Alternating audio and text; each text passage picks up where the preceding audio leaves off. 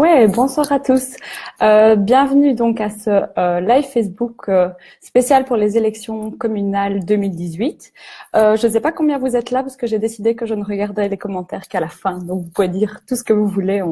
Je, je regarderai quand j'aurai terminé.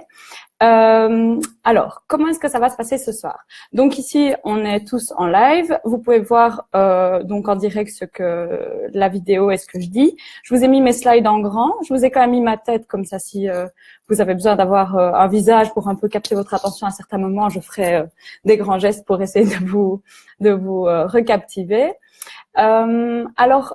J'ai ici donc une vingtaine de slides. Vous pouvez poser vos questions au fur et à mesure, mais si vous voulez bien, histoire d'être focus, je répondrai tout à la fin. Comme ça, en plus, vous allez voir si je réponds pas déjà à des questions pendant ma présentation. Je voulais commencer par un petit truc sympa, c'est-à-dire un raton laveur qui applaudit, oui, un raton laveur qui vous applaudit. Pourquoi? Parce que je trouve que depuis 2 ans où moi j'ai été engagée chez Ecolo pour m'occuper de la communication digitale, on a beaucoup travaillé ensemble, on a fait des formations, on a fait des petits tutoriels, on a beaucoup répondu à des questions sur eCampaigner et je dis on, c'est aussi bien vous que moi. Et donc je trouve que le résultat auquel on est arrivé aujourd'hui est vraiment très très bon.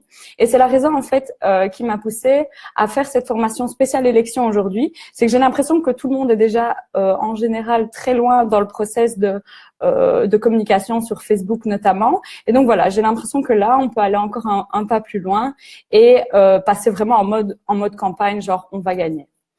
Alors vous le savez, mais donc le monde politique est en changement constant et notamment toute sa communication. On l'a vu au tout début avec Obama. La campagne qu'il a faite pour sa première et sa deuxième élection ont largement utilisé les réseaux sociaux, mais ce phénomène s'est en fait accentué de plus en plus au fur et à mesure des années, allant jusqu'à aux dernières élections françaises, une campagne qui s'est vraiment fortement jouée sur Facebook, Twitter, Instagram, etc. Et donc, les élections telles que vous les avez vécues la dernière fois, si vous les avez vécues en 2012 et 2014, vont être vraiment très, très différentes de celles-ci, je pense. Je ne suis pas la seule à le dire, cela dit. Et donc, on a vraiment des exemples à travers le monde de à quoi peuvent ressembler des élections en ligne et sur les réseaux sociaux, allant jusqu'au paroxysme que Trump a mis en place lui-même avec donc vraiment une campagne réseaux sociaux très agressive, très enfin voilà, quelque chose de vraiment hyper pensé pour ce nouveau média qui s'offre à nous. Donc ça c'est un peu pour planter le décor et donc vous prévenir que moi par exemple j'ai jamais vécu d'élection auparavant si ce n'est en tant qu'électrice et que je pense que là, on va vraiment être dans quelque chose de très différent de ce qu'on a connu. Alors, notre différence fondamentale, nous, chez Ecolo, avec les autres partis, j'en vois deux de prime abord par rapport à la stratégie digitale.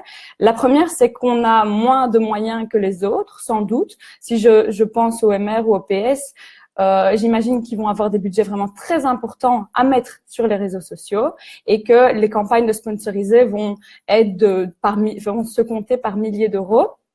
Alors que chez nous, évidemment, avec nos petits budgets, on va sûrement être dans une dynamique un peu différente. Mais je pense que tout ça va nous pousser en fait à une meilleure stratégie et une stratégie plus intelligente. Donc, je me réjouis d'avance de voir à quoi ça va ressembler. Ensuite, la deuxième chose, c'est que nous, on a une éthique. Donc, on l'a vu en politique, mais ça vaut aussi pour notre communication. C'est-à-dire que on va pas commencer à acheter des likes, à faire du détournement de données, etc. Comme apparemment c'est vraiment un sujet important pour le moment. Voilà, nous, on sait que d'avance, on va respecter tout ça. Et je pense qu'avec ces deux éléments-là, en fait, on est plutôt bien parti et plutôt bien loti. Alors, comment on va articuler le propos aujourd'hui? En 3 parties. Donc, d'abord, on va passer en revue comment communiquer sur Facebook et on va essayer d'aller un peu plus loin que ce que vous avez pu apprendre lors des formations plan like, pardon. Et donc, on va essayer de voir un peu comment on peut faire passer les gens à travers ces 3 stades différents qui sont faire aimer Ecolo, faire connaître Ecolo et enfin faire agir pour Ecolo. Donc ça, ce sera la première partie. La deuxième partie, ce sera plutôt sur que communiquer, vraiment qu'est-ce qu'on peut proposer comme contenu, mais aussi quels formats doivent avoir ces contenus. Donc ici, on va pas revenir sur les choses de base, je vais rapidement les passer, mais on va notamment parler du nouvel algorithme Facebook, puisque vous avez été nombreux à demander qu'on l'aborde aujourd'hui. Et donc, je vais essayer de vous expliquer un peu comment faire aujourd'hui sans trop sponsoriser nos publications pour qu'elles soient visibles pour les citoyens et intéressantes pour eux. Alors ensuite, on va voir comment booster tout ça, donc avec un point sur le sponsorisé Facebook, mais surtout, en fait, comment construire une stratégie qui va utiliser Facebook sous tous ses aspects, que ce soit les groupes, les pages, les profils, et qui va essayer comme ça de valoriser au mieux les publications. Alors pour ceux qui regarderont la vidéo par après, je vous suggère d'utiliser ces 3 points pour vous y retrouver dans les slides et pouvoir aller au moment qui vous intéresse le plus quand ça vous, quand vous voulez. Alors, comment communiquer? Quels sont les rouages qui sont derrière la communication sur Facebook? Donc, comme je vous le disais, il y a 3 choses qu'on dit souvent, 3 objectifs qu'on se fixe souvent en communication. Donc ça, c'est pour la règle générale. C'est faire aimer, faire connaître et faire agir. Alors, pourquoi c'est important? Parce qu'en fait, vous n'allez jamais réussir à faire agir quelqu'un pour vous. Alors, si je prends l'exemple d'Écolo, je ne pourrai jamais arriver à faire voter quelqu'un pour Écolo si cette personne n'a préalablement pas connaissance de ce que vous faites et, plus en amont encore, n'a de l'adhésion pour votre projet et apprécie ce que vous renvoyez comme image. Et donc, ces 3 éléments, faire aimer, faire connaître et faire agir, sont vraiment vos 3 petits objectifs, qui sont déjà des gros objectifs par ailleurs, mais pour votre communication en ligne. Alors ici, j'ai pris un petit exemple un peu amusant d'une publication de Écolo Outsiplou. Ceci est un nom d'emprunt. Mais donc, ici, c'est une photo qui a été prise sur un marché que les citoyens d'Outsiplou connaissent. Et donc, c'est un petit clin d'œil. Il y a une dame qui fait du lait, qui vend du lait cru sur le marché et qui dit « L'ASCA nous oblige à appliquer la mention légale suivante sur cette bouteille, portée à ébullition avant consommation. Surtout n'en faites rien, le lait cru est ce que la vache nous offre de meilleur. » Alors, pourquoi c'est intéressant en fait que Écolo Outsiplou diffuse un contenu comme ceci? Alors, première chose, c'est un contenu qui est lié à une thématique verte, qui est l'agriculture, l'écologie, le fait d'acheter en circuit court sur les marchés. La publication fait référence à un événement que les gens d'Outsiplou connaissent, à savoir le marché du mercredi. Et alors, un petit clin d'œil à une productrice qui est donc ici, qui s'appelle Ariane, mais qui permet de situer Écolo du côté justement de cette productrice. Alors, c'est pas quelque chose de très politique comme publication, si ce n'est qu'ici, on a directement une petite ligne qui propose de lire les propositions pour réformer l'AFSCA, justement, qui, elles, sont tout à fait politiques et qui sont sur le site d'Écolo. Alors, c'est un clin d'œil, c'est une petite anecdote quelque part, mais qui permet d'amener un propos plus politique, en fait, derrière. Donc, pour faire aimer Écolo aux gens, il y a quelque chose d'important, c'est qu'il faut incarner quelque chose qui leur parle, quelque chose qui les anime et qui pourra sans doute plus tard les pousser à essayer de découvrir plus de choses sur Écolo. Et donc, il a été prouvé, et ça c'est pas moi qui le dis, qu'il est plus facile de créer un lien de confiance avec quelque chose de positif. Alors l'exemple que j'ai, par exemple ici à Bruxelles, donc l'institution qui s'occupe de la gestion des déchets, des immondices, etc., ne s'appelle pas Bruxelles Immondices ou Bruxelles Déchets. Non, on appelle ça Bruxelles Propreté. Pourquoi? Parce qu'en fait, avoir de l'adhésion et créer du lien avec quelque chose qui est qui renvoie à une image négative dans la tête des gens, c'est extrêmement difficile. Et en fait, on remarque que quand on dénonce quelque chose et qu'on reste dans le négatif et qu'on pointe quelque chose de désagréable pour les gens, sur le coup, ça va peut-être les énerver, ils vont peut-être être d'accord avec vous, mais sur le long terme, vous n'allez pas rester dans leur tête. Et donc, c'est super important pour nous, quand on rédige un post Facebook, d'être toujours positif. Alors, bon, vous allez me dire, ouais, mais il y a quand même des cas où, par exemple, la majorité qui est en place au conseil communal va faire quelque chose avec lequel on n'est pas d'accord. Comment est-ce qu'on fait? Eh ben, en fait, être contre quelque chose, que ce soit contre le changement des horaires de bus dans la commune, contre les visites domiciliaires, en fait, c'est toujours être pour quelque chose d'autre. Et donc, si je prends le cas des visites domiciliaires, on pourrait dire qu'on est pour les communes hospitalières, en fait. Et donc, à chaque fois que vous avez une communication aussi, comment dire, aussi, enfin, elle peut pointer quelque chose de très négatif, mais l'aborder de façon positive et orientée solution. Alors, en fait, ce qui va se passer, c'est que au plus vous allez interagir avec votre communauté en étant comme ça positif, au plus ces gens vont en fait avoir une forme d'affection pour écolo. Ben, bon, c'est un peu vite dit parce que ça reste un parti politique, mais ce que je veux dire, c'est que ça va en tout cas travailler un lien positif avec la personne.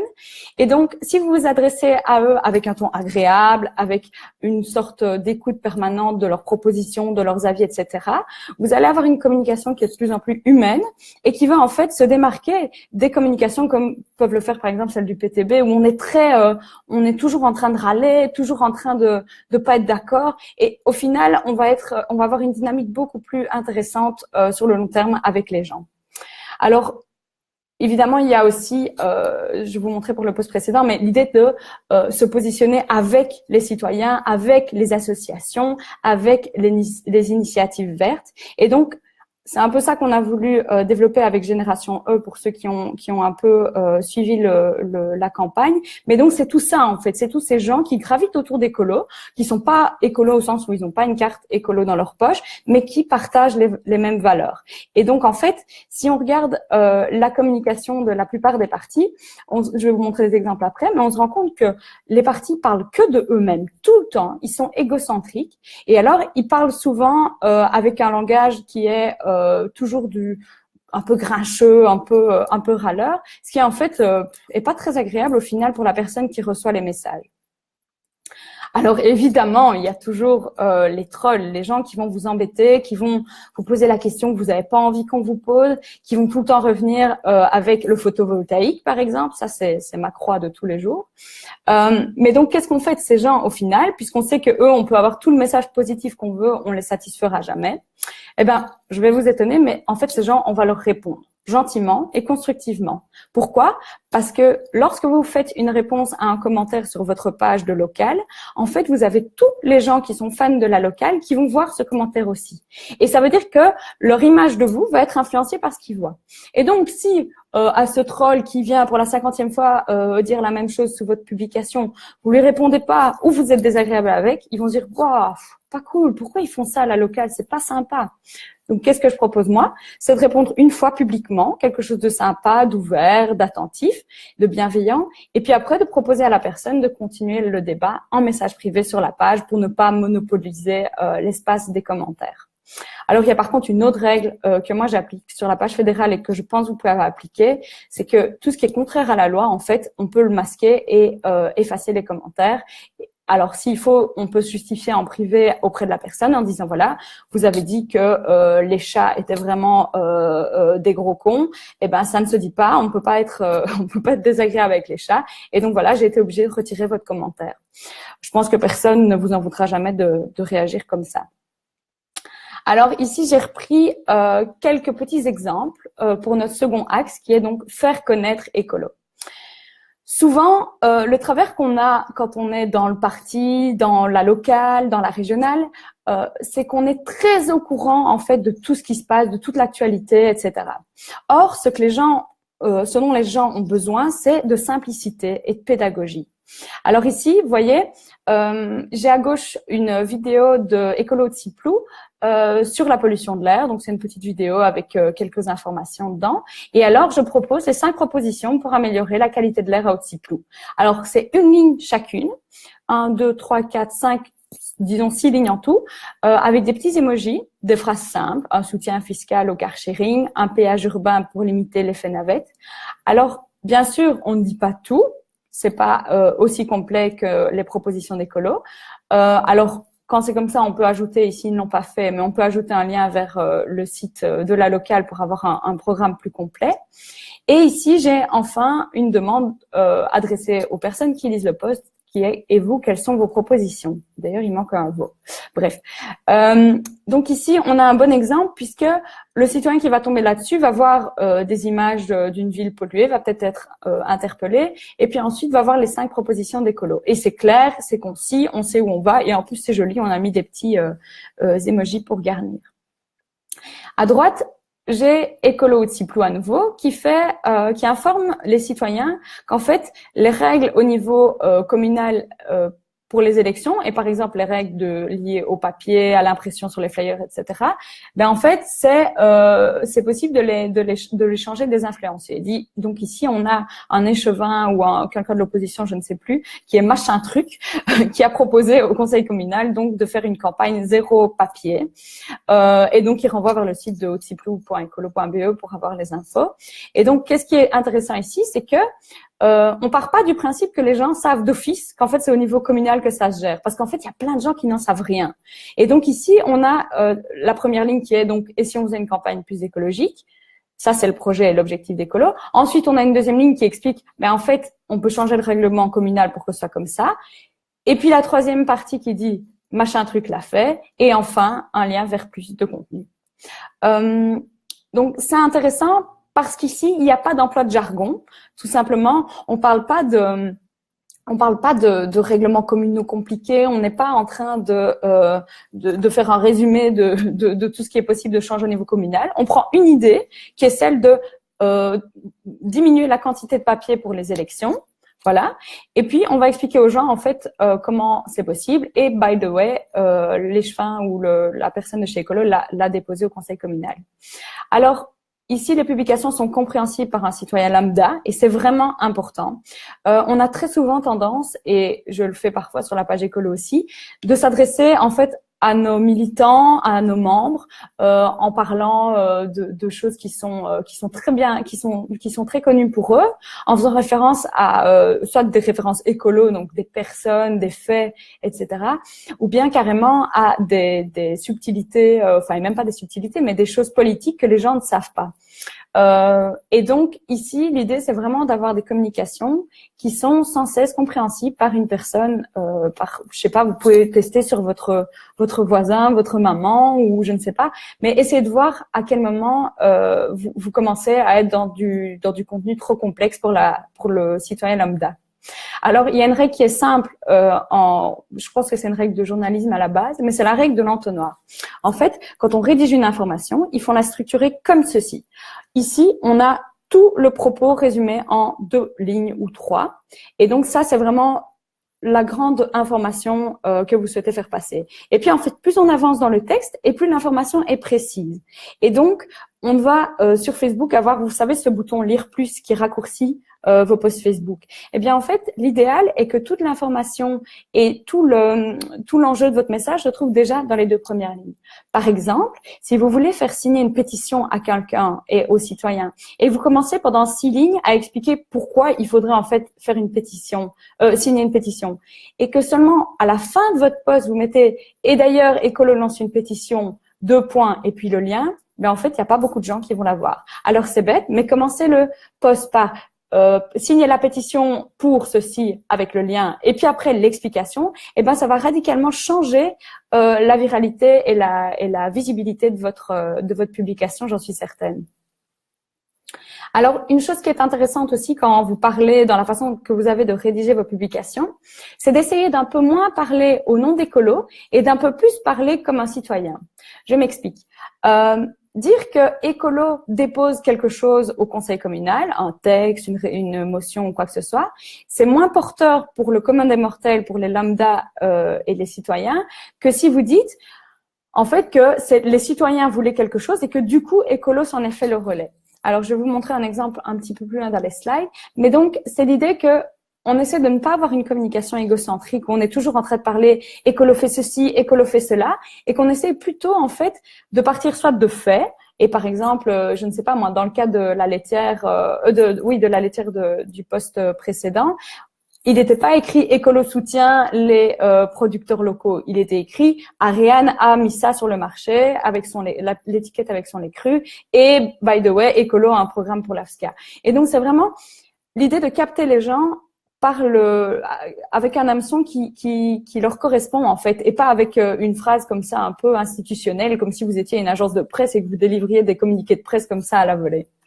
Et donc vraiment, essayez de prendre un maximum le point de vue du citoyen, je pense, peut permettre d'élargir votre audience et de mieux faire comprendre les choses aux gens. Parce que à l'instant où vous allez essayer de communiquer en prenant la position du citoyen, vous allez être obligé de vulgariser ce que vous dites et d'être plus pédagogue dans la façon dont vous l'amenez.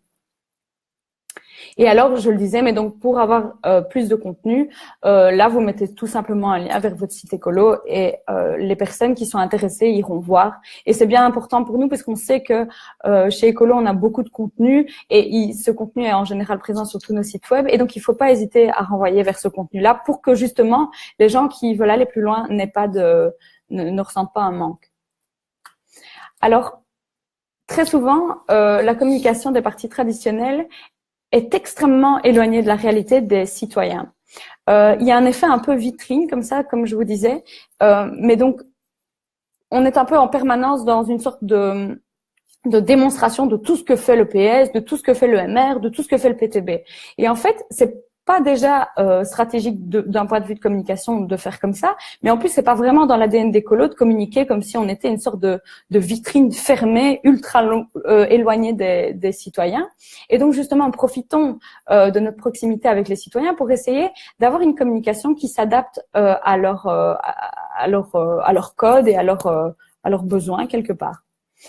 Ici, j'ai repris quelques éléments de langage qu'on retrouve très souvent sur les communications des partis en général. Mais donc, dire notre parti pense que, parler de plénière, de résolution. Alors, j'ai ajouté pour le clin d'œil, mais tous les termes de communication négative, style c'est une catastrophe, un scandale, c'est honteux, on réclame quelque chose. C'est en fait très agressif et très égocentrique. Alors que de l'autre côté, on peut avoir une communication qui parle davantage de ce que les citoyens veulent, des initiatives citoyennes, de solutions, qui résument un petit peu. Alors, on a un système politique extrêmement compliqué, mais par exemple au niveau fédéral, si je commence à faire la distinction entre les commissions, les plénières, les ceci et les cela, plus personne me suit. Mais ce qui compte en fait, c'est qu'une personne à un moment donné dans une assemblée ait pris position pour quelque chose et ait défendu du coup ce que les citoyens défendaient également. Et donc en fait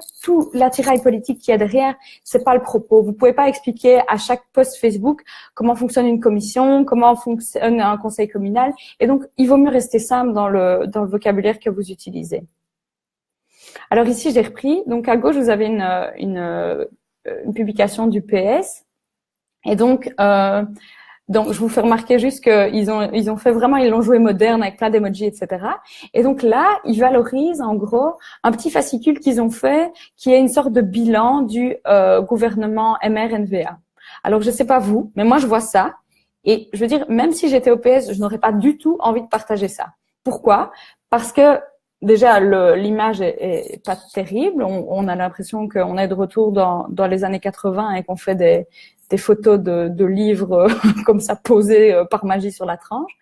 Mais en plus, c'est le groupe PS qui fait le bilan de quelque chose. Donc, on est dans une communication hyper égocentrée, en fait. Et donc, OK, on dénonce quelque chose et il y a toutes les raisons avancées sont bonnes pour les dénoncer. On sait ce que vaut le gouvernement MRNVA.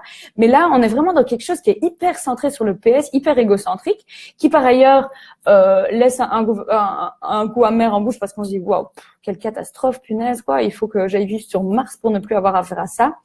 Et donc voilà. Typiquement, je trouve pas que ce soit une bonne communication. Alors d'ailleurs, il y a 47 likes, 50 partages et on voit que vous voyez tout au-dessus. En dessous du mot Parti socialiste, que c'est une publication qu'ils ont sponsorisée et que donc le résultat est pas hyper génial. Alors à droite, j'ai mis une publication du MR Ville de Liège. Alors voilà, donc apparemment ils ont rencontré le GRAC, donc c'est super chouette. Mais alors Voilà, ils disent qu'ils ont rencontré le GRAC, qu'ils ont fait des ateliers, qu'ils ont fait des échanges, et puis ils disent que la situation à Liège ne convient pas selon leur analyse. Et puis alors, ils taguent toutes les personnes qui ont participé. En fait, ça aurait été plus intéressant et ça aurait été plus facile et plus relayable pour les autres gens qui voient la publication si en fait on n'avait pas parlé autant du MR et que juste on avait un peu valorisé ce que pouvait faire le GRAC. Et par exemple, ça aurait pu être voici les 5 propositions du GRAC pour améliorer la mobilité à Liège. Et vous, qu'en pensez-vous? Et alors là, si on voulait, on pouvait même laisser les photos à la limite. Bon, ça fait un peu des gens qui réfléchissent dans des belles salles avec des peintures, mais bon. Et alors après, on pouvait évidemment mentionner les personnes qui étaient là, etc. Ça, je ne dis pas. Mais donc ici, il y a encore une fois une sorte de autopromotion pas très incluante pour les gens qui la regardent. Alors, j'ai mis ici d'autres exemples qui sont plutôt positifs. Donc, le MR a fait une campagne sur les familles monoparentales et l'augmentation du pouvoir d'achat. Encore que quand je l'ai vu la première fois, je me suis fait la réflexion de waouh, en fait, c'est compliqué parce que il est question de pouvoir d'achat, donc ça en général les gens savent plus ou moins ce que c'est. Mais alors, commencer le post Facebook par la loi de la relance votée hier à la Chambre prévoit, en fait, on s'en fout. On s'en fout complètement. C'est pas l'objet ici. Ici, l'objet, c'est d'expliquer qu'on avait une situation avant, que maintenant on a une situation et que c'est grâce au MR que la situation est comme ça.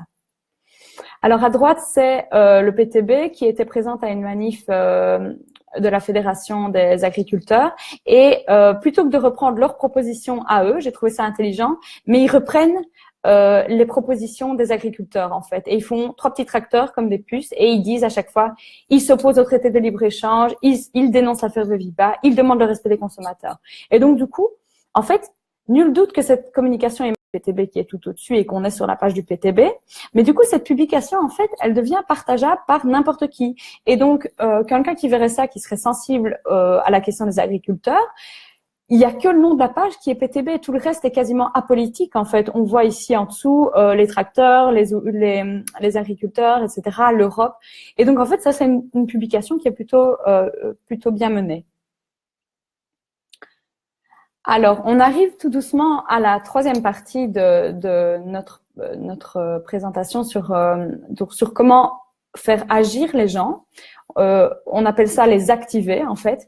C'est l'idée que sur les réseaux sociaux, l'avantage, en fait, c'est qu'on n'est pas comme à la télé ou dans les journaux où il y a une interface et une séparation très forte avec les receveurs du message. Ici, vous postez quelque chose et de l'autre côté de l'écran, il y a des citoyens qui le reçoivent.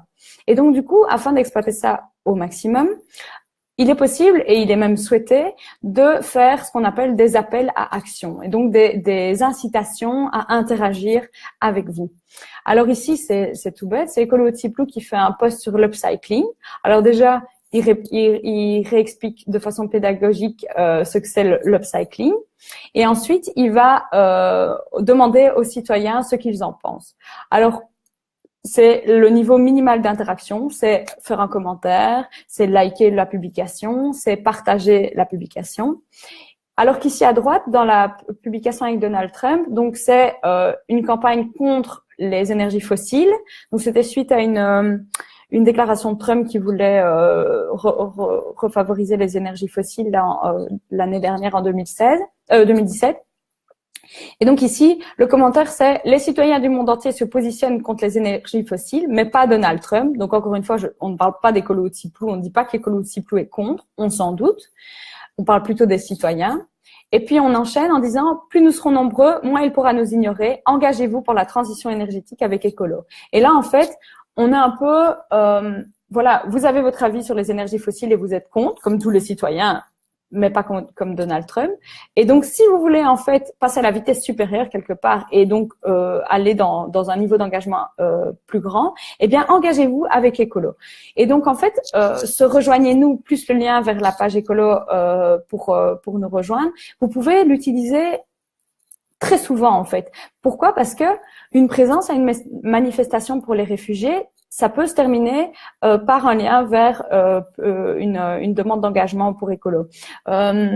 Si vous avez un événement qui s'est très bien passé et que vous faites le petit reportage photo que vous faites après les événements, eh bien très facilement vous dites aux gens vous avez aimé ce colloque sur le zéro déchet, eh bien si vous voulez, vous pouvez participer à Écolo et donc être plus investi et donc nous rejoindre.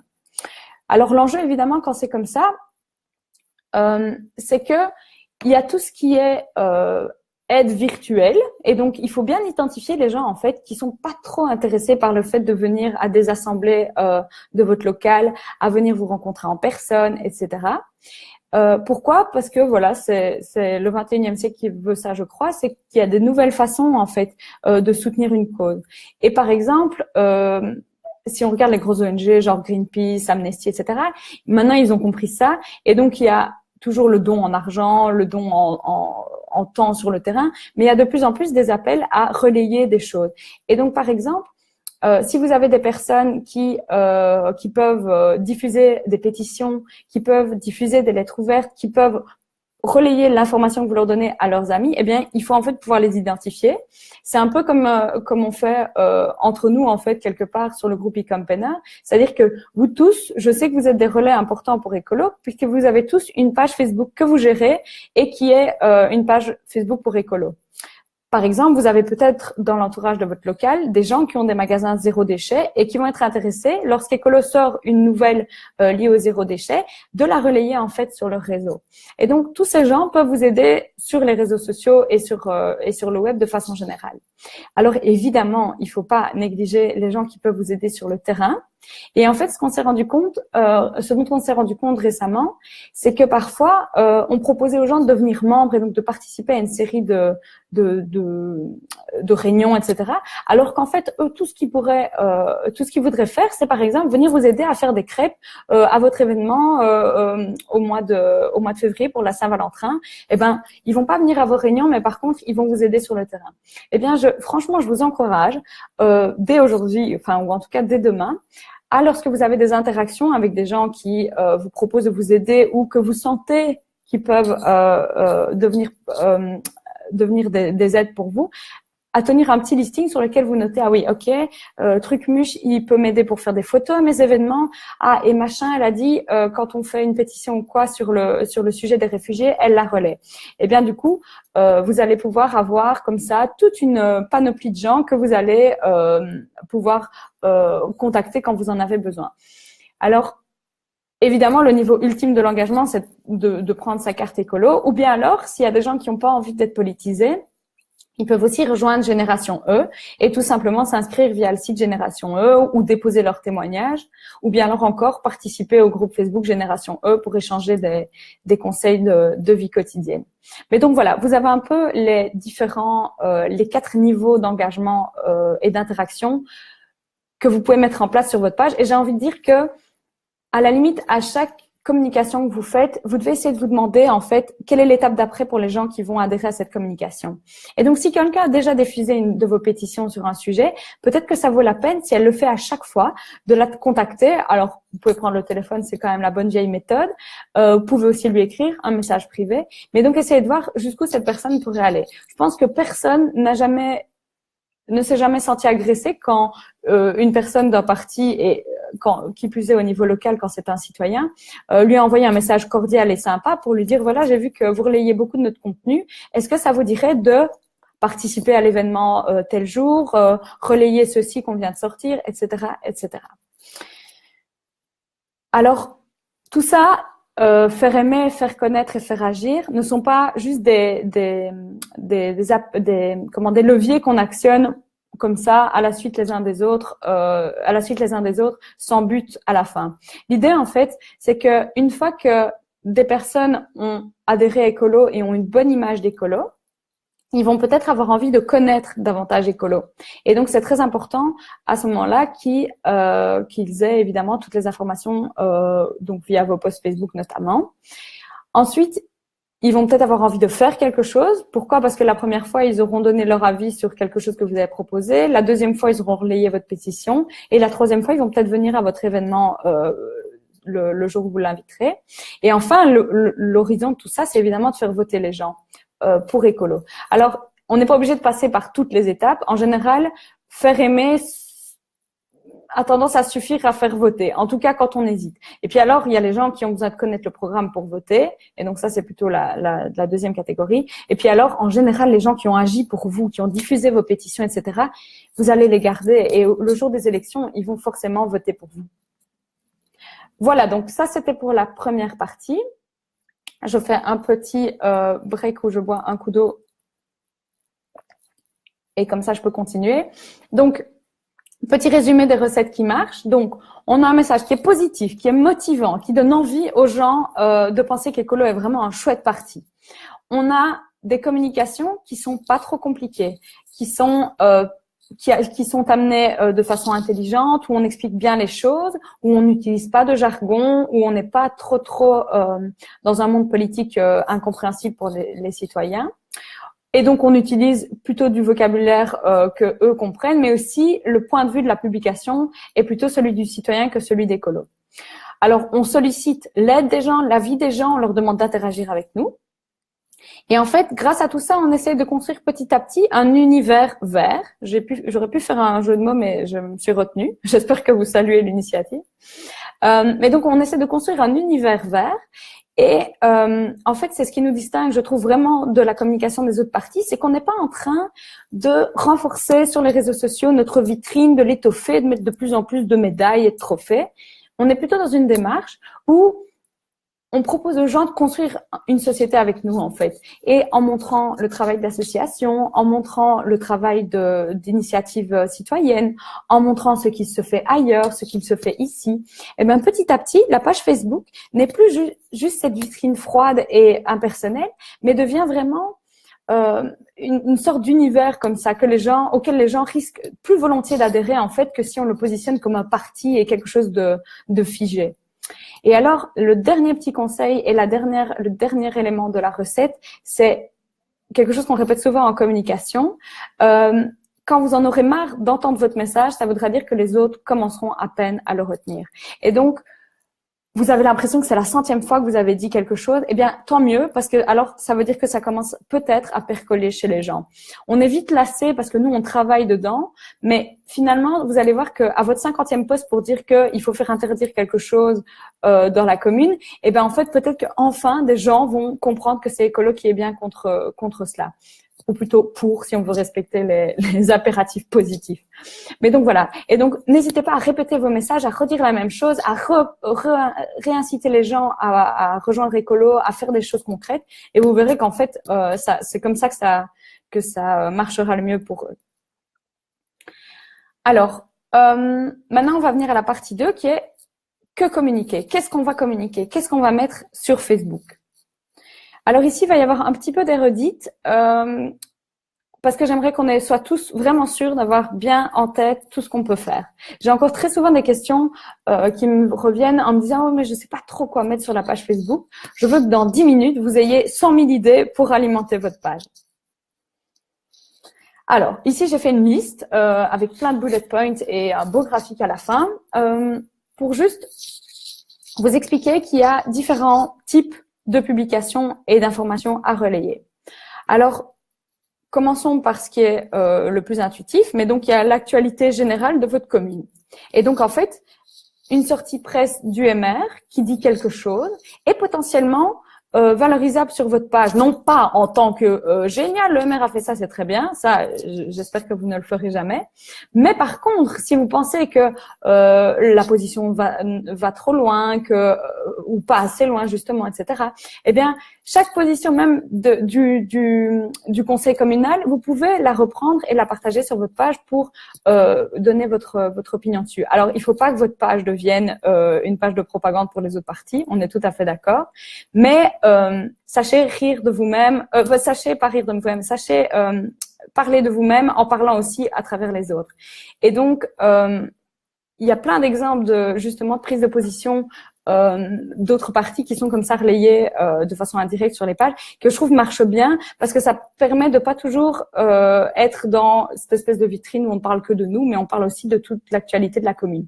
Alors il y a les partis politiques, mais il y a aussi tout ce qui se passe dans une commune et tout ce qui peut être fait par les citoyens, par les associations, et ça vous devez jamais hésiter à les relayer, évidemment si ça colle avec les valeurs écolo, soyons clairs.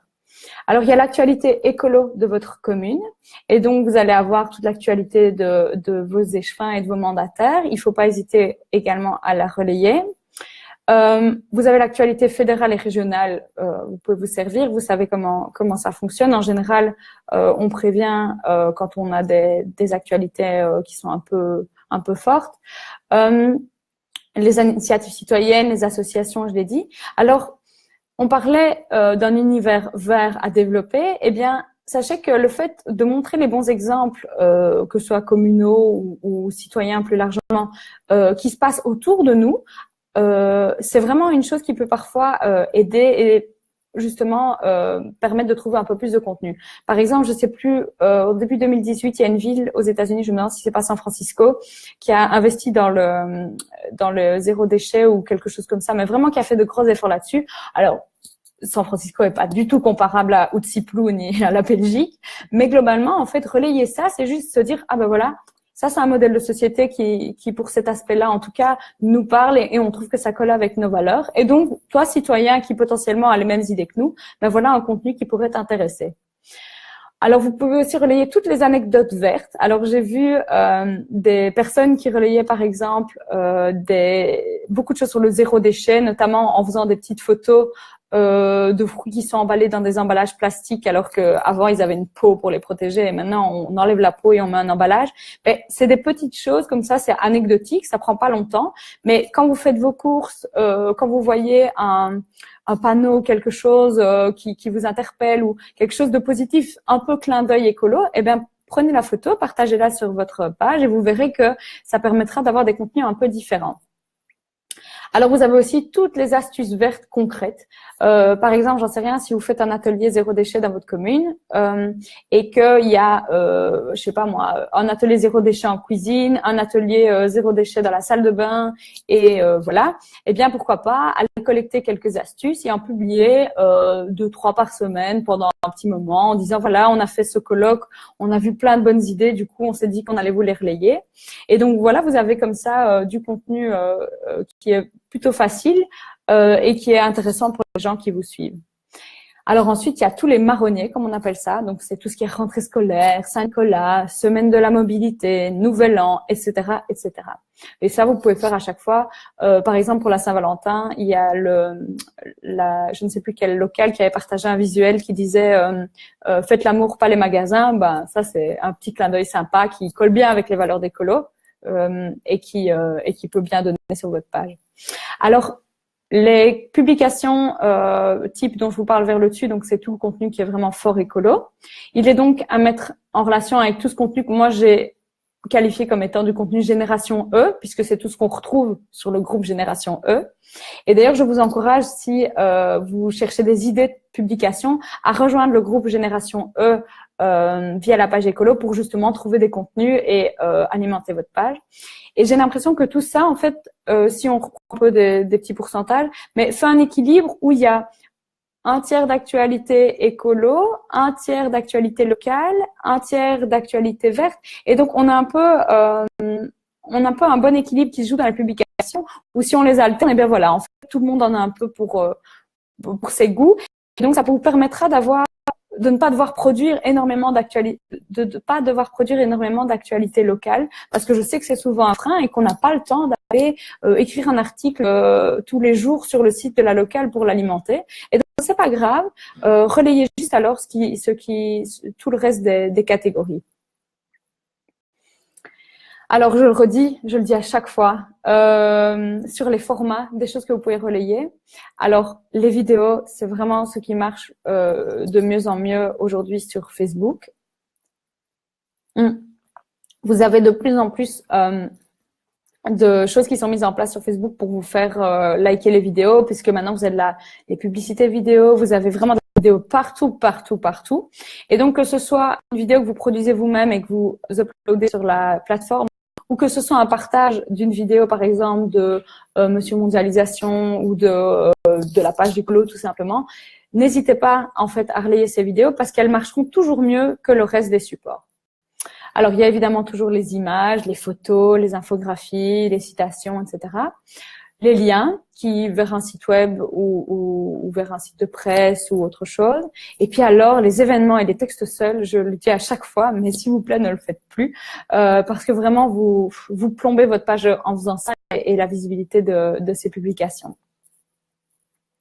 Alors, 8 règles pour une bonne publication. Donc ça, c'est vraiment pour être genre au top.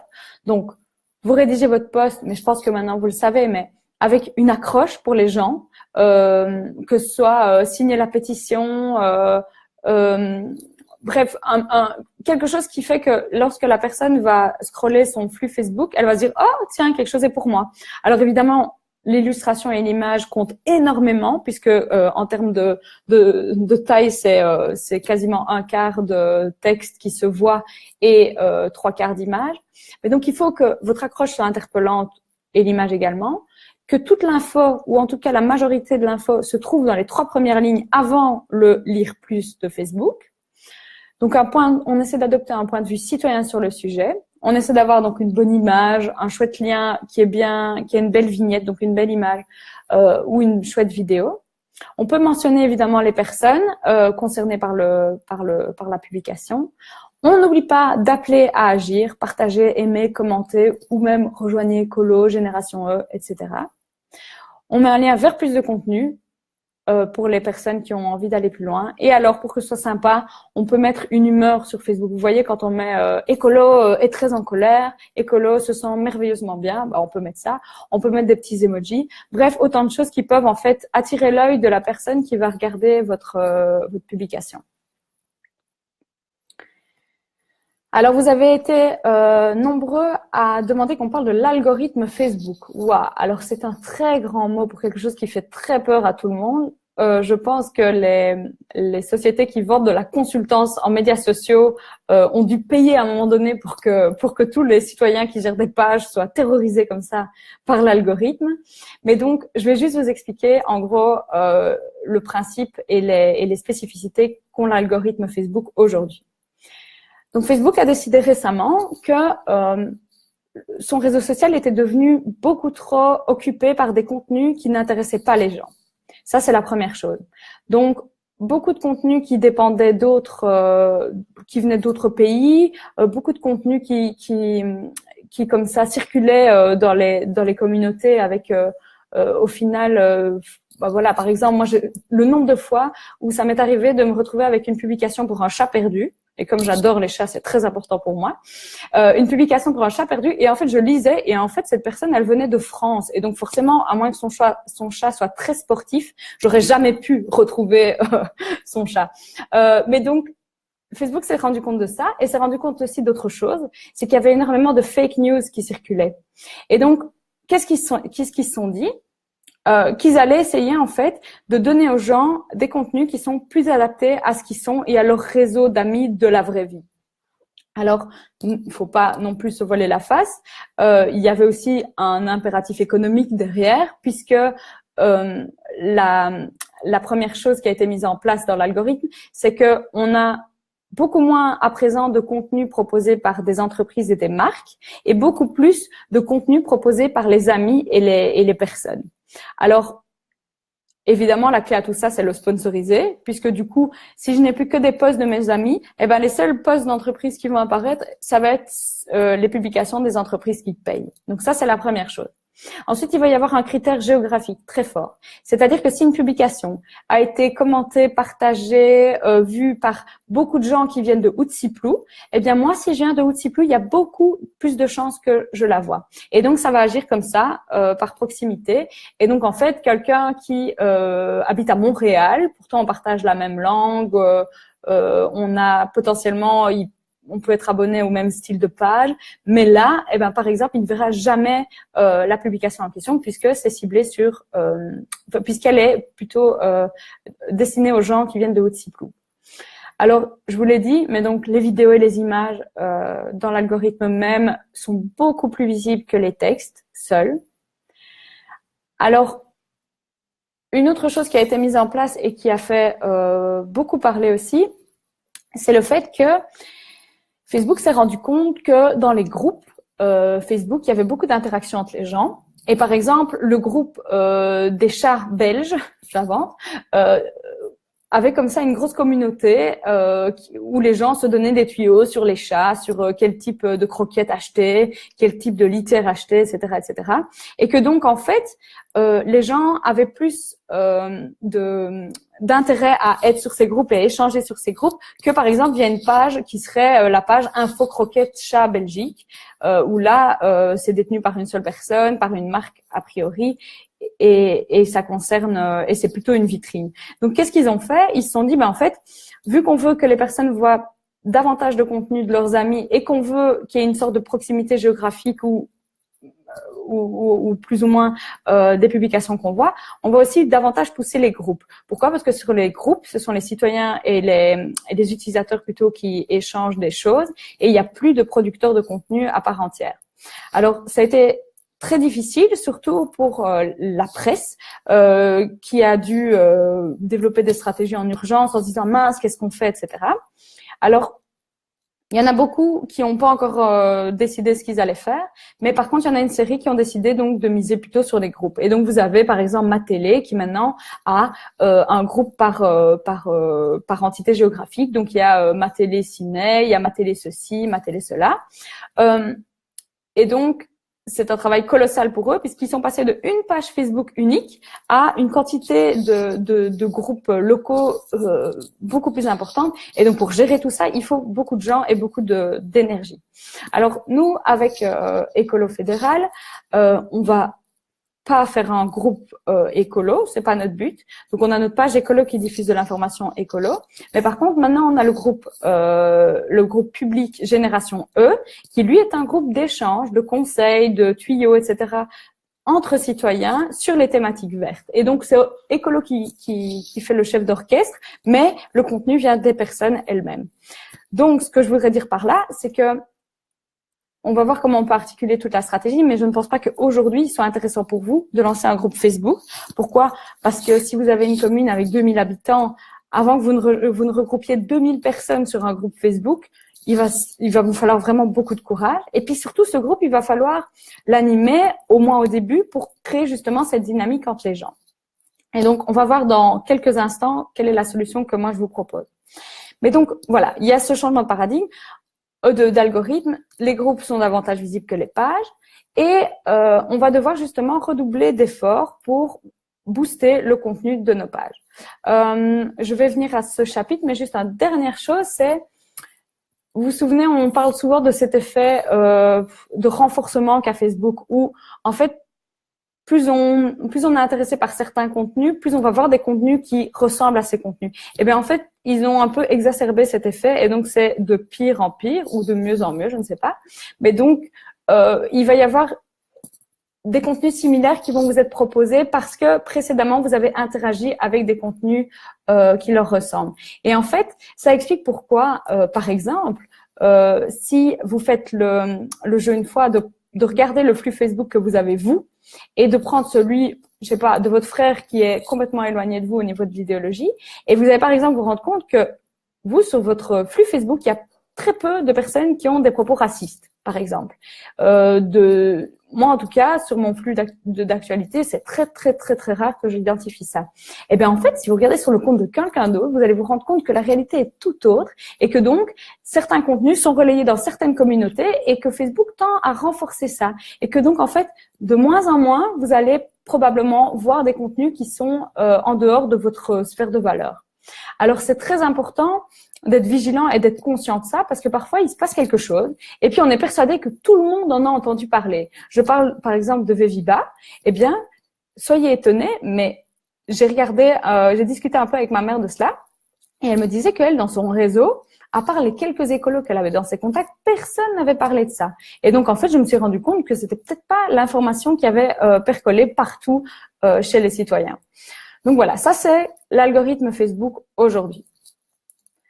Alors, du coup, comment on peut aller contre ça et comment on peut utiliser justement cet algorithme pour essayer de booster nos publications? Alors, je vous ai fait un magnifique schéma qui essaye d'articuler page, profil et groupe. Alors, je n'ai pas encore regardé vos questions, mais je les sens venir. Vous allez me demander donc, est-ce que vous devez plutôt créer un groupe à partir de votre page pour moi, votre page doit rester la source d'information. C'est vraiment là qu'on doit pouvoir trouver, si on se renseigne, le résumé de votre actualité, quelques positions que vous avez prises récemment, justement tout ce truc d'univers vert dont je parlais, mais donc toutes ces valeurs, etc., qui gravitent autour de votre local. Donc ça, c'est vraiment super important. Et je parle des pages locales, mais je parle aussi des pages de candidats. C'est-à-dire que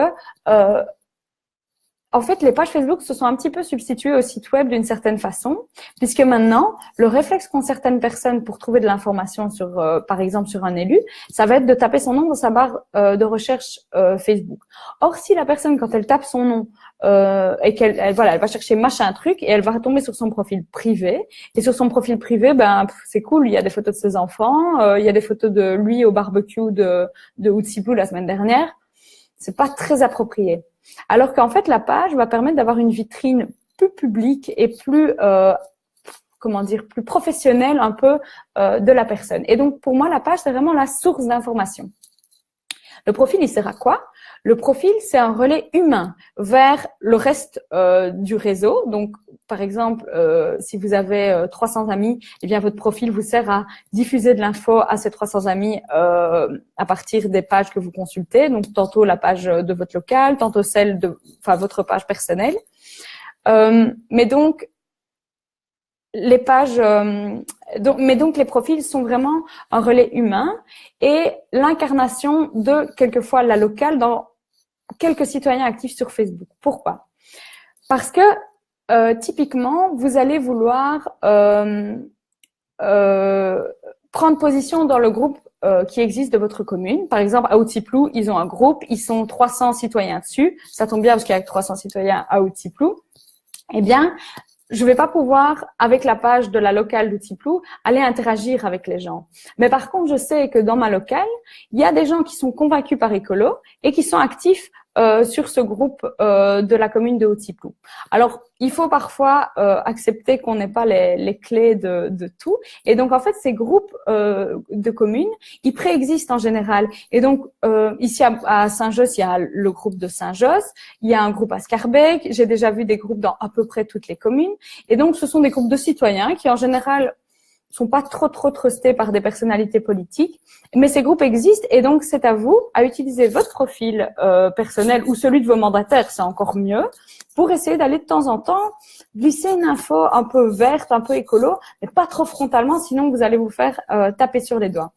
Et donc ces groupes préexistants sont super utiles parce que justement, ils vous permettent d'aller chercher les citoyens là où ils sont déjà. Alors, j'ai vu qu'il y avait des groupes qui étaient parfois thématiques et géographiques. Par exemple, je pense qu'il y a un truc zéro déchet dans le Hainaut ou, la personne du Hainaut qui m'entendra pourra peut-être corriger, mais je pense qu'il y a des groupes qui sont plutôt orientés sur des thèmes qui peuvent être écolos. Alors, en effet, zéro déchet, c'est facile, mais je suis certaine qu'il y a moyen de trouver des groupes qui sont comme ça plutôt orientés sur des sujets et qui regroupent du coup les citoyens de plusieurs entités. Et par exemple, imaginons Outsiplou se positionne comme commune zéro déchet et donc je ne sais pas moi fait une communication au conseil communal pour dire que dorénavant il n'y a plus aucun sac plastique distribué dans les magasins, par exemple. Bon, c'est pas à ce niveau de pouvoir-là, mais soit. Eh bien, par exemple, quelqu'un de machin truc, qui est donc mandataire pour Écolo Outsiplou, pourrait aller glisser dans le groupe zéro déchet région de Liège et dans le groupe préexistant de la commune de Outsiplou. Aujourd'hui, au conseil communal, il a été décidé que ceci et que donc il y aurait plus de sachets plastiques dans les magasins de Outsiplou. Bravo à tous. Voilà. C'est pas trop politique au sens de, c'est pas trop amené comme étant une réalisation d'écolo. Mais d'un côté, machin truc, tout le monde sait bien qu'à Outsiplou, il est écolo et donc voilà, il fait un peu vivre la communauté, mais on peut pas lui reprocher et l'accuser de récupération. Et donc voilà. Pour moi, tous ces groupes, etc., vous dispensent en fait d'en recréer vous-même. Et s'il y avait eu à l'époque un groupe qui ressemblait à Génération E, et qui aurait permis de valoriser comme ça toutes les initiatives citoyennes, etc. Tous les petits conseils quotidiens pour améliorer, enfin les conseils écologiques au quotidien. Je pense qu'on aurait pu s'en saisir, mais qu'actuellement on était un peu les premiers à le faire, et donc c'est pour ça qu'on a fait ce groupe Génération E, et c'est à mon avis comme ça qui va le plus fonctionner. Donc vous avez votre page, vous avez le profil qui sert de relais, et puis vous avez le groupe qui sert vraiment d'endroit de rencontre avec les citoyens. Alors vous pouvez aussi avoir un groupe secret, stratégique. Et ça, je sais que, voilà, nous, on a fait e-campaigner ici au fédéral, mais que vous avez chacun, à votre niveau, certaines régionales mis en place des e-campaigners plus locaux. Et bien, du coup, ces groupes, en fait, vont servir à booster l'information que vous diffusez. Et donc, comment est-ce que moi, j'imagine le process? J'imagine que vous allez avoir une information importante à communiquer à vos gens. Parce que, évidemment, il faut pas faire ça dès que vous faites un post Facebook, sinon vous allez vite épuiser votre communauté. Mais donc, vous avez une information qui est vraiment très importante. Par exemple, je sais pas, vous avez obtenu, justement, plus de sachets en plastique à Otipou. Vous allez dans un premier temps partager via les groupes internes le lien vers la publication Facebook en disant « Et les militants, regardez, on a sorti cette info, voilà, il n'y a plus de plastique dans les magasins à Otipou, c'est génial, il faut qu'on diffuse ça. » Du coup, assez rapidement dans la journée, les gens de votre local et vos militants vont commencer à diffuser l'information. Et donc, le post va, boum, un peu grandir. Ensuite, on va peut-être demander à machin truc de relayer l'information sur le groupe de la commune de Otipou. Attention donc, pas que ça apparaisse trop comme étant écolo qui fait le truc. Donc, qu'est-ce qu'il va faire? Machin truc va un peu reformuler en disant voilà, il vient juste de se passer ça maintenant, on vient de le décider et voilà, du coup, c'est la seule source d'information, en fait, c'est la page d'Écolo Otipou. Regardez, ça vient de se passer au conseil communal. Boum, il balance l'information. Ensuite, moi, je suis gestionnaire, imaginons, de la page de Écolo Otipou. Je vais aller remonter mon flux d'actualité de ma page et je vais aller retrouver un ancien sujet où j'avais expliqué que justement, on était sensible au zéro déchet. Et je vais aller commenter au nom de la locale Écolo Otipou. Bonjour à tous, victoire. Au conseil communal aujourd'hui, Écolo Otipou a banni tous les sacs plastiques des magasins de la commune. Je vais publier ça avec le lien vers ma publication. Et puis, je vais aller retrouver 3 personnes qui m'avaient écrit à l'époque pour me dire qu'ils trouvaient ça intéressant d'avoir ce projet sans sac plastique, en message privé cette fois. Et donc, je vais les trouver un par un et je dis bonjour, voilà, toujours avec la page, bien sûr. Je me permets de vous recontacter parce que vous aviez manifesté votre intérêt pour le sujet du zéro déchet. Et là, en fait, juste aujourd'hui maintenant, le conseil communal vient d'adopter notre résolution pour faire interdire les sacs en plastique dans les commerces. Et donc voilà, je voulais juste vous tenir au courant. Bonne soirée et vous signez pour votre local. Et alors, si ça s'y prête, eh bien vous pourriez aussi diffuser l'information sur un groupe thématique. Par exemple, Otipou, première commune de Wallonie à faire interdire les sacs plastiques dans ses commerces. Et donc, en fait, en faisant ça, vous allez justement contrer cet algorithme Facebook. Vous allez mettre des petites graines de visibilité de votre publication un peu à plusieurs endroits. Et puis, en fait, c'est ça qui va vous permettre d'avoir, au final, une publication qui se diffuse plutôt bien. Alors, la dernière étape,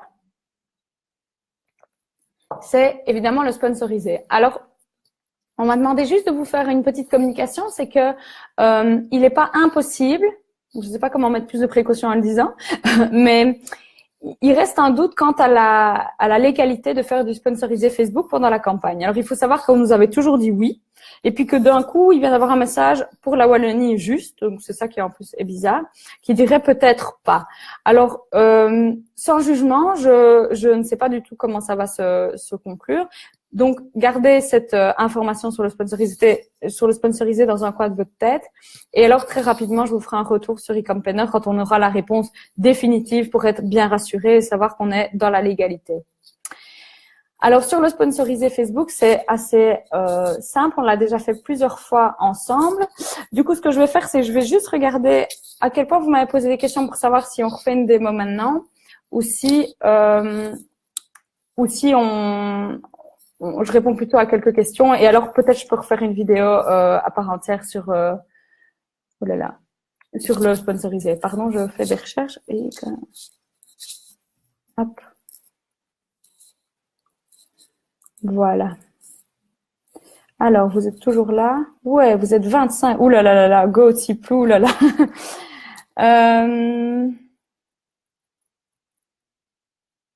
Pam pam pam. Eh bien, je ne sais pas si je vois tous les commentaires. Ça a l'air assez calme, sauf si vous les avez mis ailleurs. Je vous laisse faire une pause et respirer un peu. Hein.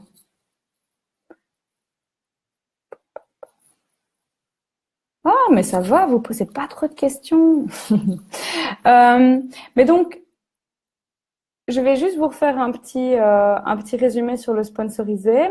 En fait, on va le faire ensemble ici dans l'interface. Il y a une inception de Mario. Je ne sais pas si vous voyez, mais je suis à la fois là, à la fois là. Ça commence à devenir beaucoup. Je vais juste chercher. Donc, le sponsorisé Facebook peut vous aider à certains moments à donner un petit coup de boost à une publication qui est ciblée. Et donc, je pense que quand vous faites une communication majeure et que vous avez un peu épuisé tous les mécanismes dont je viens de parler précédemment, eh bien, une solution pour booster votre visibilité est de mettre quelques euros dessus en sponsorisé. Alors, la question que vous posez très souvent, c'est combien il faut mettre. C'est toujours très délicat d'y répondre. Outsiplou, vu qu'il y a 2000 habitants et qu'il y en a, allez, disons, 1500 qui sont inscrits sur Facebook et qui sont identifiés comme vivant à Outsiplou, avec 20 euros, je suis large, ok?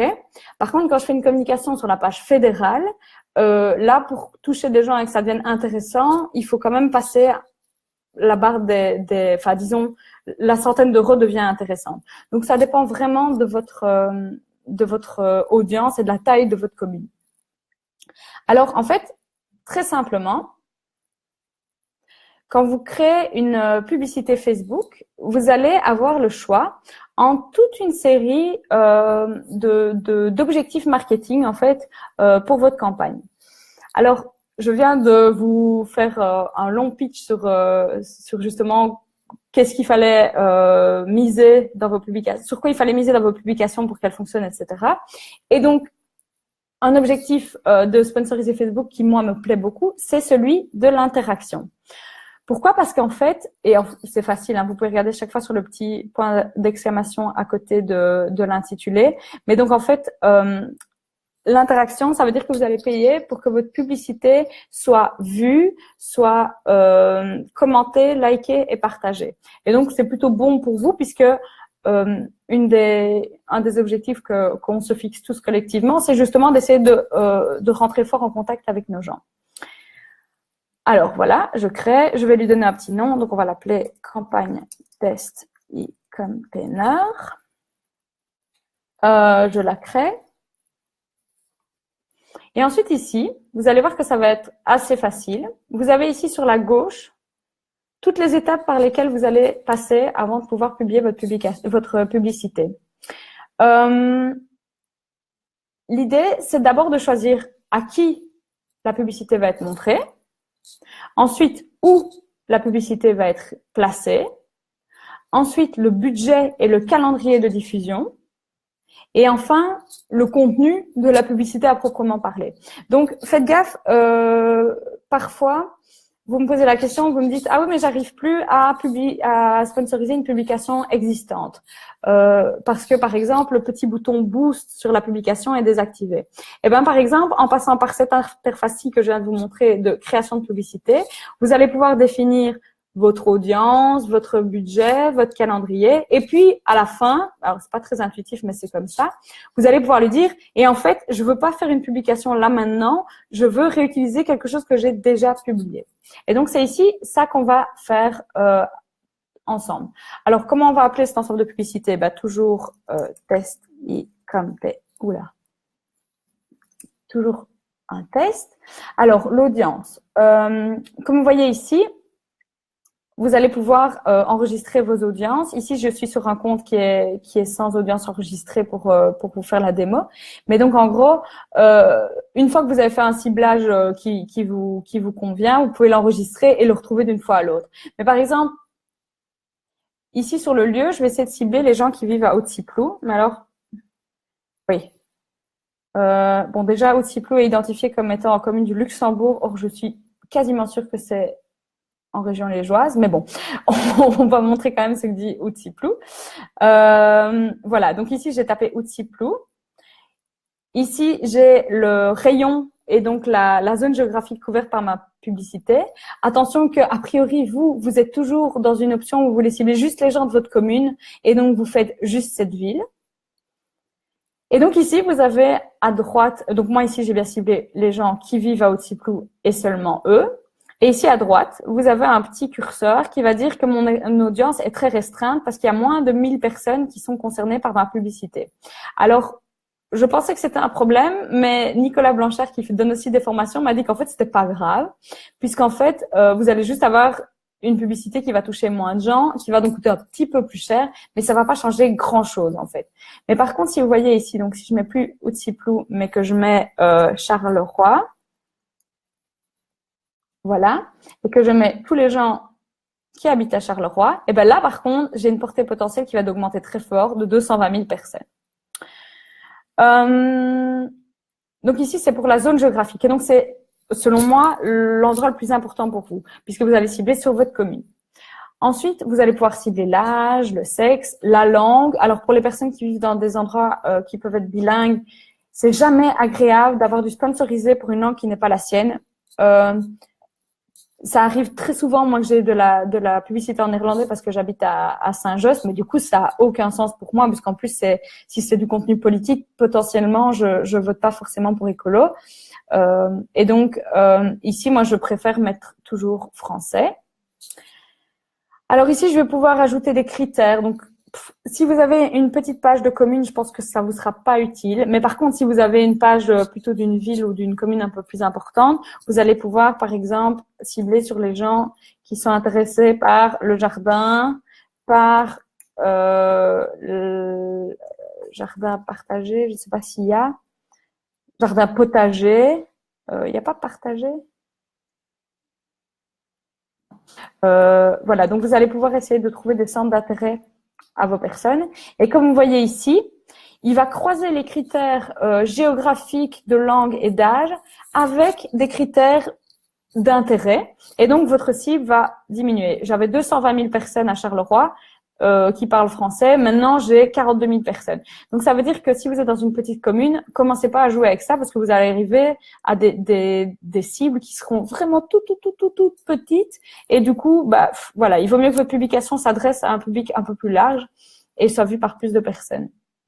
Bon, ici, on peut laisser 42 000 personnes, c'est pas mal. Comme vous voyez, je suis de toute façon dans le vert. Ici, je peux ajouter si je veux potentiellement que ce soit des personnes qui n'aiment pas encore ma page. Et donc, c'est l'option exclure les personnes qui aiment déjà ma page. Hop. Et donc, ça permet de ne pas mettre du sponsorisé pour toutes les personnes qui sont déjà au courant de mon actu. Et donc, essayer de viser, des cibles un peu différentes et ailleurs. Attention à nouveau, si vous faites ça, mais qu'il y a 1500 habitants de Haute-Ciplou inscrits sur Facebook et qu'il y en a déjà 1000 qui suivent votre page, bah, vous allez réduire votre portée à nouveau.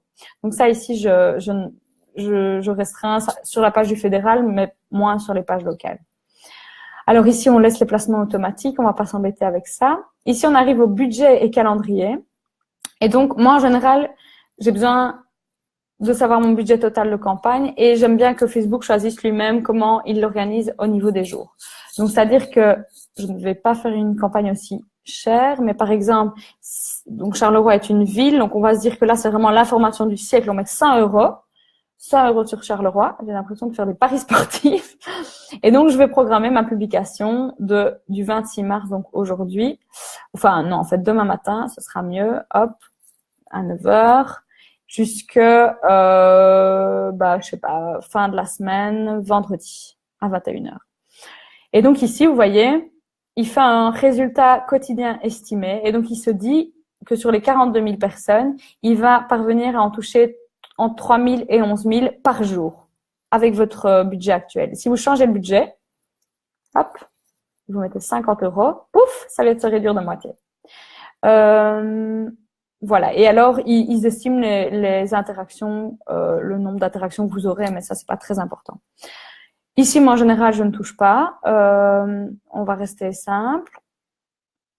Voilà. Alors ici, j'arrive dans la publicité à proprement parler. Comme vous voyez sur la zone gauche de mon écran, c'est ici qu'on va définir le contenu et l'identité. Donc l'identité, c'est quoi? C'est de qui vient la publication. Donc moi ici, je vais publier pour la page fédérale d'écolo. Mais donc c'est ici que vous devez choisir que c'est pour la page de Outsi Plus si vous en gérez plusieurs. Et alors vous allez choisir une publication du passé, par exemple. Voilà, j'ai une vidéo de Muriel Jerkens sur les F16. Attention, il me dit que les vidéos ne peuvent pas durer plus de 60 secondes sur Instagram. C'est pas grave. De toute façon, on ne diffusera pas sur Instagram.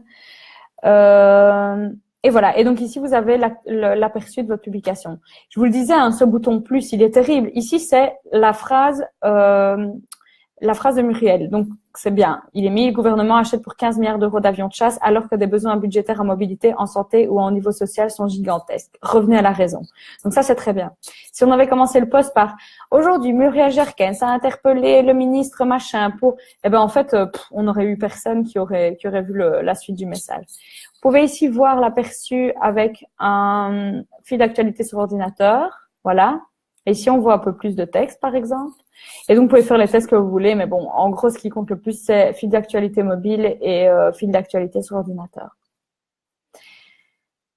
Voilà, en gros. Et après, vous allez confirmer. Je vais pas le faire, sinon Charleroi va avoir Muriel Jerkens à fond les ballons pendant les 7 prochains jours. Mais donc, vous avez, une fois que vous confirmez, pouf, vous allez passer en vérification de votre publication et puis elle va être diffusée.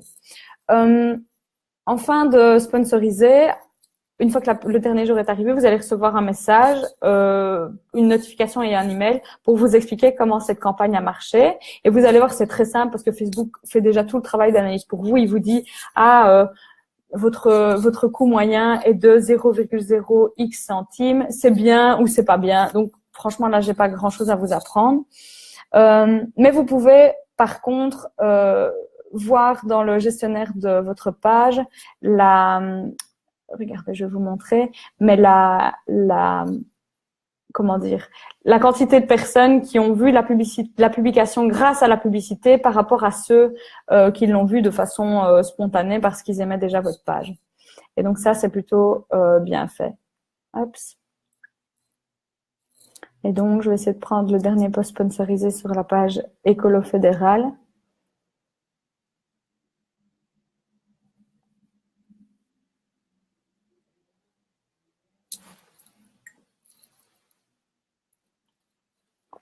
Voilà. Ici, par exemple, le dernier post sur les F16 et les centrales, eh bien, j'atteins 94 000 personnes, donc quasiment 100 000. J'ai fait du sponsorisé, mais du coup, j'ai juste mis 20 € au début pour booster la visibilité du post. Et en fait, il allait tellement bien que du coup, c'était pas crucial en fait de le sponsoriser. Mais il y a des fois où on a des contenus qui, eux, ont un peu plus besoin d'être boostés. Je vais peut-être pas en retrouver comme ça, mais donc regardez à chaque fois bien sur votre publication toutes les statistiques. Et donc ici, ça voudrait dire qu'en fait, je pourrais mettre 200 € et là j'atteindrai sans doute 200 000 personnes et j'aurai vraiment une barre qui est divisée en tout ce qui est sponsorisé et tout ce qui est organique, comme on appelle ça, et ce serait plus ou moins équilibré. Voilà. Alors, je jette un coup d'œil à vos questions. Ouh là là, ce bug d'affichage est génial. Je vais essayer d'aller vite. Vous avez beaucoup parlé. Je pensais qu'il n'y avait pas beaucoup de commentaires, mais en fait, vous êtes très nombreux. Je préfère quand vous n'avez pas… Bon, vous faites beaucoup de blagues, hein.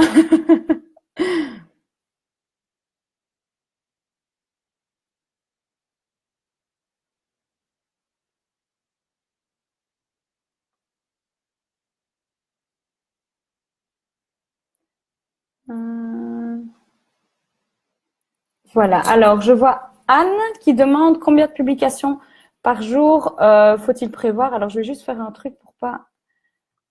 Oh là là. procéder à arrêter d'avoir cette image qui déconne. Combien de publications faut-il par jour? Faut-il faire une différence entre partage d'autres pages et publication propre? Alors, pour une page aussi importante que la page du fédéral, on a environ 3 publications par jour, une fin de matinée, une milieu d'après-midi et une fin d'après-midi. Maintenant, j'imagine qu'au niveau local, vous n'avez pas de contenu pour alimenter 3 x 5, 15 publications par semaine, plus le week-end.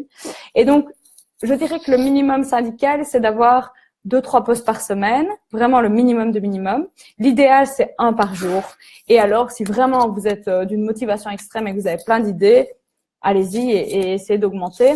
Le mieux ils sont répartis et le plus ils seront efficaces. Alors, Anne, tu demandes aussi s'il faut faire une différence entre partager d'autres pages et les publications propres. Avant le nouvel algorithme, c'était en effet très important d'avoir l'effet source, comme on dit. Donc, c'est-à-dire qu'une publication, une photo ou quoi qui était directement publiée par Écolo avait plus de vues qu'une publication égale, mais qui était le relais d'une autre page. Et par exemple, pour le dire platement, Écolo Outsiplou qui relaie le contenu d'Écolo fédéral se voyait moins que Écolo Outsiplou qui relaie directement l'image en question ou la vidéo. Eh bien, en fait, j'ai l'impression de moins en moins vrai, et je remarque ça notamment sur les vidéos. Et donc, en fait, quand c'est une vidéo qui est d'une autre page, moi, très souvent, j'atteins des résultats tout à fait positifs, donc genre quelques centaines de likes dessus, alors que c'est pas moi qui suis la source de la vidéo, mais c'est la page de Monsieur Mondialisation ou d'autres pages. Voilà. Donc, je dirais qu'il faut un équilibre entre les deux, mais que globalement, tu peux aussi relayer les contenus des autres et ça compte entre guillemets dans ton nombre de publications. Donc, Alan, tu dis surtout être régulier et ne pas noyer les infos. 1 ou 2 par jour me semble déjà beaucoup. Non, voilà. Je pense en effet que c'est bien. Et c'est ça, la régularité qui compte.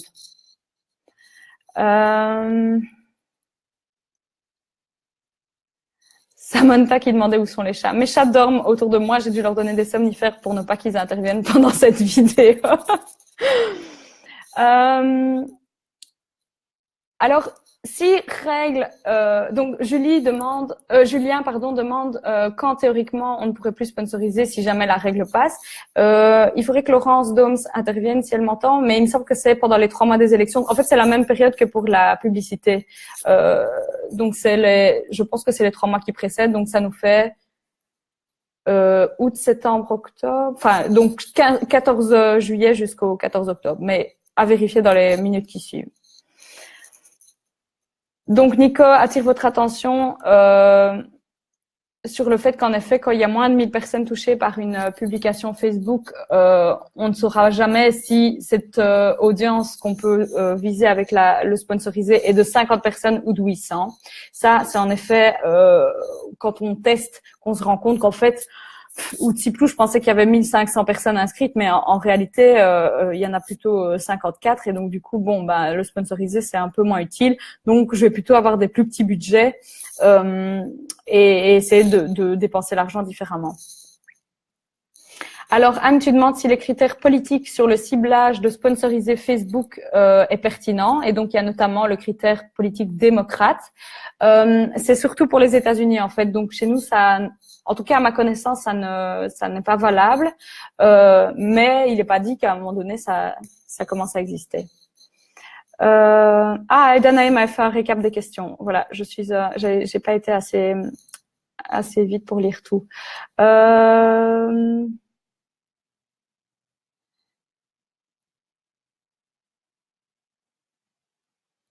Donc, dispose-t-on au fédéral d'une liste d'intérêts à privilégier pour cibler notre audience? Non, mais je pourrais la faire. Je veux bien faire l'exercice si vous voulez. Moi, en général, je réfléchis par thème. Et donc, les thèmes que vous avez sur le site Écolo, dans les idées, à savoir environnement, social, etc., je reprends grosso modo ces thèmes-là, ou éventuellement les sous-thèmes, style énergie, style égalité, enfin ce genre de choses, quoi.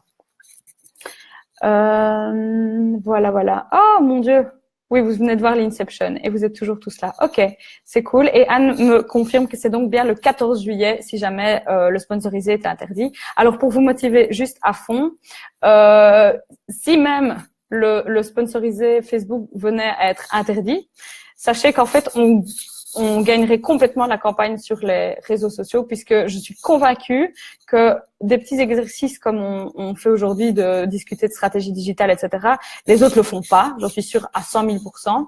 Et surtout, ils ont pas tous les trucs que Écolo a comme background pour faire en sorte que ce soit crédible, en fait, comme stratégie. Parce que nous, on est d'office plutôt humain comme parti, on est d'office un parti ouvert, on est d'office un parti qui a des grosses propositions, vraiment des trucs très concrets à proposer aux gens, et qui donc peut se permettre de relayer de l'anecdotique, parce qu'on sait que, en fait, depuis des années, il y a des cabinets qui ont, enfin, pas des cabinets, mais surtout des conseillers plutôt qui ont travaillé sur les matières. Et donc, globalement, en fait, si même le sponsorisé était interdit, on serait les plus chanceux. Voilà. Je remets ce magnifique petit raton laveur qui applaudit. C'était pas un chat, mais voilà, j'essaie de me soigner. Et je vous dis merci surtout pour votre participation. Alors, ce qu'on va faire, c'est que dès que vous avez un besoin en formation, un truc où je sens qu'il y a plusieurs personnes qui ont besoin d'avoir une mise au point, on peut la mettre en place. Alors, on pourrait faire par exemple un spécial sur Twitter pour ceux qui sont inscrits ou qui veulent un peu découvrir. On pourrait faire un peu ce que vous voulez, donc c'est un peu à vous de me dire. Si vous voulez, une fois, on peut même proposer à Nico Blanchard de vous aider sur les sites web de façon un peu interactive comme ça aussi. Je suis sûre qu'il adorera être la star et avoir sa tête pendant 3 heures sur l'image. Voilà. Merci beaucoup et à bientôt.